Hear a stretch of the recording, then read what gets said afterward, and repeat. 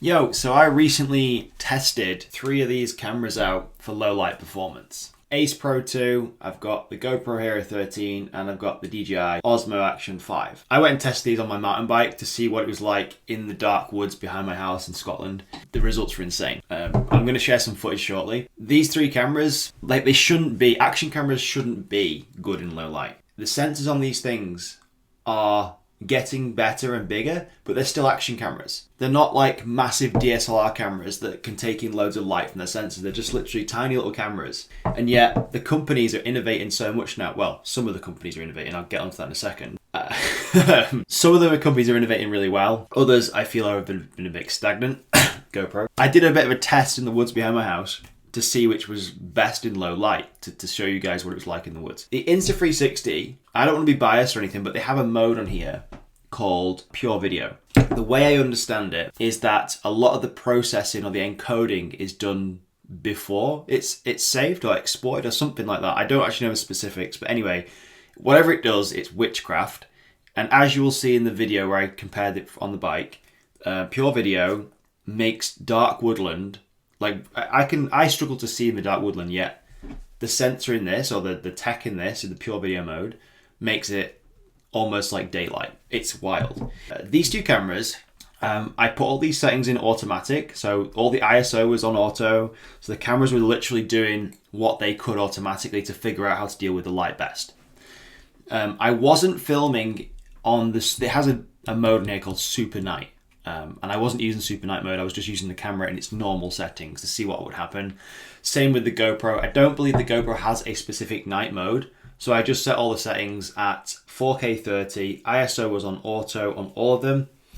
I'll play the footage now so you can see exactly what happened.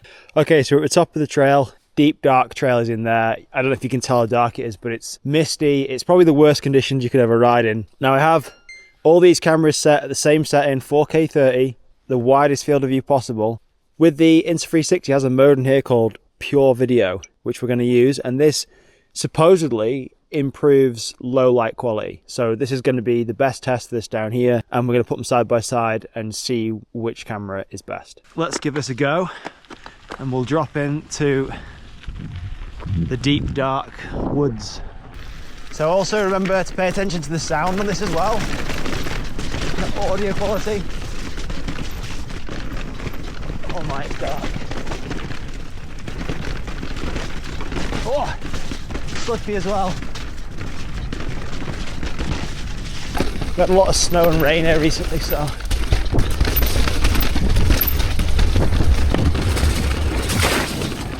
try and avoid the puddles.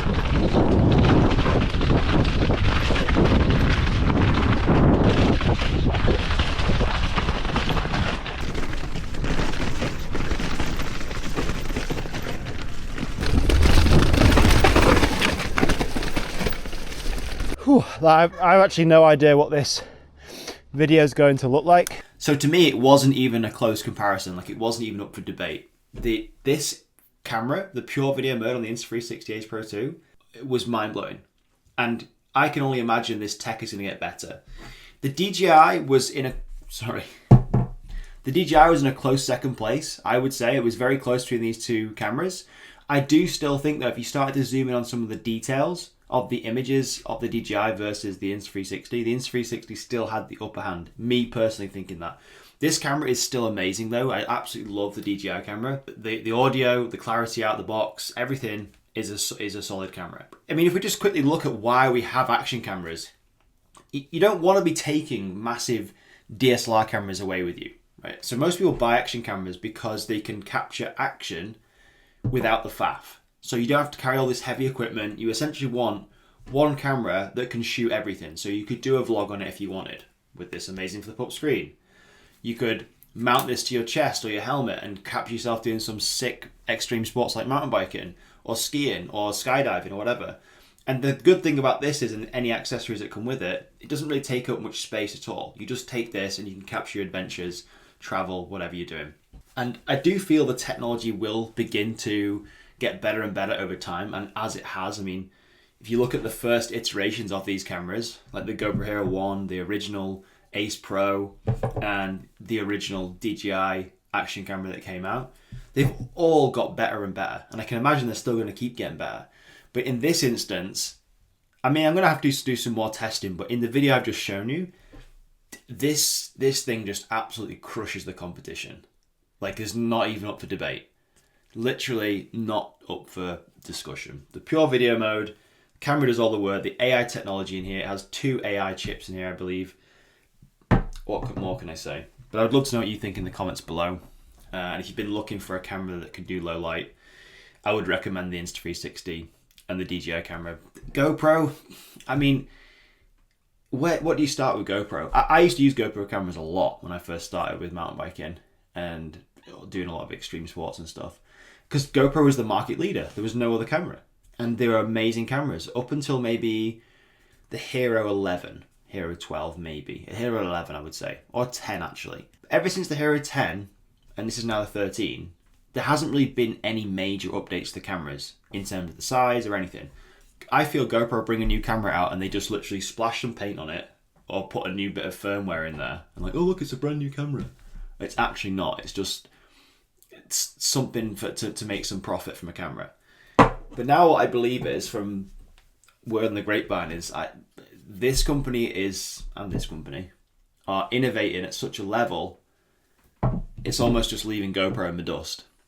Like literally completely in the dust. So unless GoPro comes out with something amazing in the next couple of months or years, I think they are going to become obsolete. And more people are going to be switching from GoPros to these cameras based on what I've just shown you. Not just low light performance, but overall innovation in general.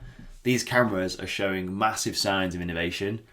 And why would you not want to be part of that? Why would you not want the best camera at the best price and be part of a movement that is always growing and always innovating and having like a customer first approach? Whereas I think GoPro got a little bit lazy in my personal opinion. And it showed in that video, just what I've just shown you, because the low light performance in that camera was, I may as well have ridden with a blindfold on. I couldn't see anything, and you probably couldn't see anything either. So yeah, let me know in the comments what you think. Low light performance on these cameras. I would recommend one of these two, probably this. See you in the next one.